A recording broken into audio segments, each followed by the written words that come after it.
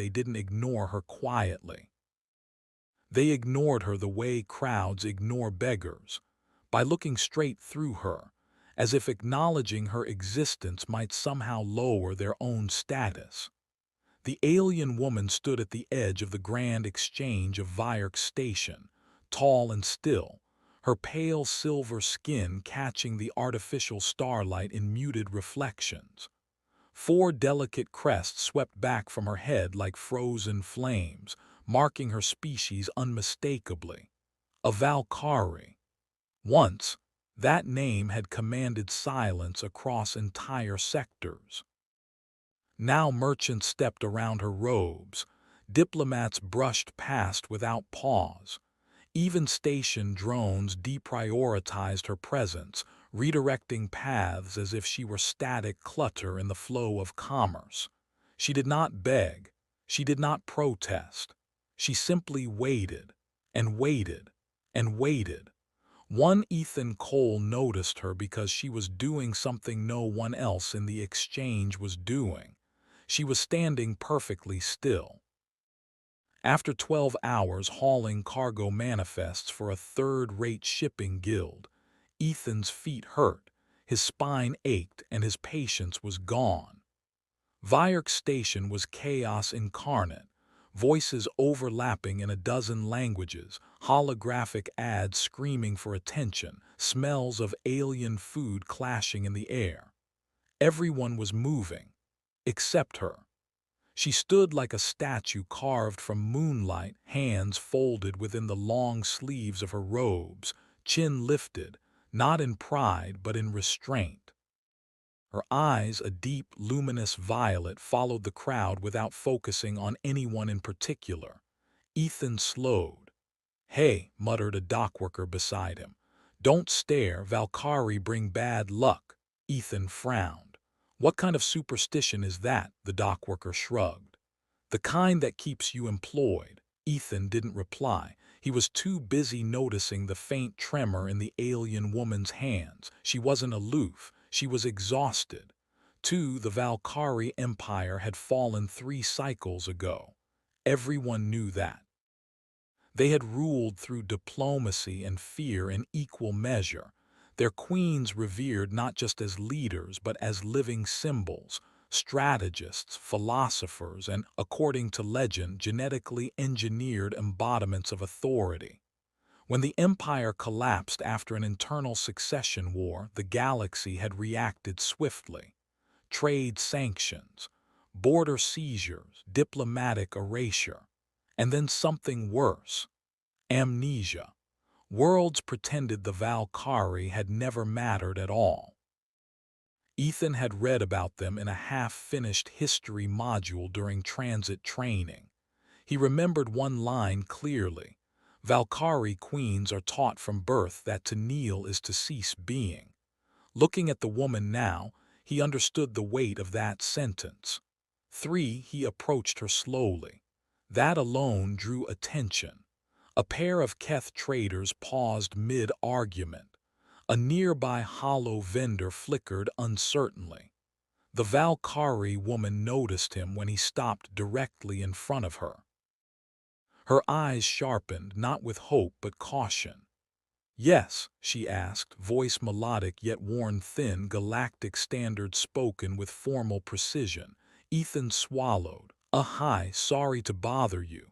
"You are not," she replied automatically, too automatically. He gestured vaguely around them. "You've been standing here a long time. I am aware. Are you waiting for someone?" A flicker of something crossed her face, pride maybe, or pain. "I am waiting for acknowledgement," she said. Ethan blinked. "Acknowledgement of what?"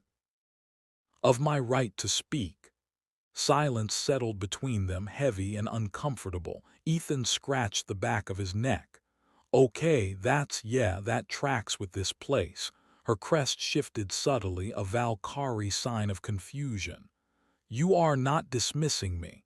"No," he said simply. "I'm talking to you." Her breath hitched, just barely. "For my name is Ethan Cole," he said on impulse. "I work logistics, nothing fancy." The Valkyrie woman hesitated, then inclined her head a fraction. I am Seriath of House Valkar, a nearby merchant snorted. House Valkar doesn't exist anymore. Ethan turned sharply. Did I ask? The merchant scoffed but looked away. Seriath stared at Ethan as if he had just done something extraordinary. You challenged them, she said softly. They were rude. That is not the same thing. Sure it is. Her lips parted slightly, then closed again. Valkyrie expressions were subtle, but Ethan could swear she was fighting a smile. 5. What are you trying to do here? Ethan asked. Seriath's gaze drifted toward the towering spire of the Interstellar Mediation Authority at the far end of the exchange. I seek an audience, she said. My people are scattered, our protectorate seized, our archives locked behind council seals. I wish to petition for asylum corridors and cultural preservation status. Ethan winced. Yeah, good luck with that. I have been attempting for 6 days. And they haven't even acknowledged my presence, she finished. Ethan exhaled slowly. Okay, he said. New plan. Her crest tilted. I did not authorize a new plan, he grinned. Human specialty. 6. The Mediation Authority did not expect a human dockworker to walk into their hall flanked by a Valkyrie noble. They especially did not expect him to announce their arrival by bowing, not a quick nod, not a casual dip, a full, deliberate bow, one knee lowered, head inclined, hand pressed to his chest. Your Excellencies, Ethan said loudly, I present Seriath of House Valkar, rightful representative of the Valkyrie people. Gasps rippled through the chamber. Seriath froze. Ethan, she hissed. He rose smoothly and stepped aside, gesturing toward her with an open palm. Speak, Your Grace. Her eyes burned into him. You do not know what you are doing. I know exactly what I'm doing, he murmured back. I'm giving them a reason to listen. 7. Protocol mattered. That was the galaxy's great lie and its greatest truth. The authority officials couldn't dismiss Seriath now, not without openly violating their own customs. A formally presented dignitary acknowledged by another recognized species demanded response. Reluctantly, grudgingly, they listened. Seriath straightened, and something changed. Her posture shifted, not taller but heavier, as if the air itself bent slightly around her. Her voice deepened, resonance carrying through the hall with effortless authority. She spoke of lost worlds and broken treaties, of children growing up without history, of an empire that had ruled too harshly and paid for it, but whose people did not deserve erasure. She did not beg. She declared. 8. When she finished, silence reigned. Then one official cleared his throat. The request will be reviewed. Seriath inclined her head once, as it should be. As they exited the hall, her composure finally cracked. She turned to Ethan, eyes wide and luminous. You bowed to me. Yeah. No human has bowed to a Valkyrie in centuries. He shrugged. Seemed polite. She stared at him for a long moment. Then slowly she lowered herself before him. Ethan panicked. Whoa, hey, don't do that. I must, she said. You treated me not as a relic nor as a burden, but as what I am. And what's that? Her voice trembled, not with weakness, but with emotion held too long. A queen without a throne. 9. News traveled fast. By the next cycle, the hollow nets buzzed with footage of a human bowing to a Valkyrie noble. Commentators mocked it. Others debated it. Some remembered. Trade guilds reopened old Valkyrie archives. Minor worlds questioned why they had accepted cultural erasure so easily. And Seriath, she stood once more in the exchange, but this time people stopped. They bowed, not because she demanded it, but because someone had reminded the galaxy what dignity looked like. Ethan returned to his job the next day, expecting everything to go back to normal. It didn't. A sealed data packet awaited him at his quarters.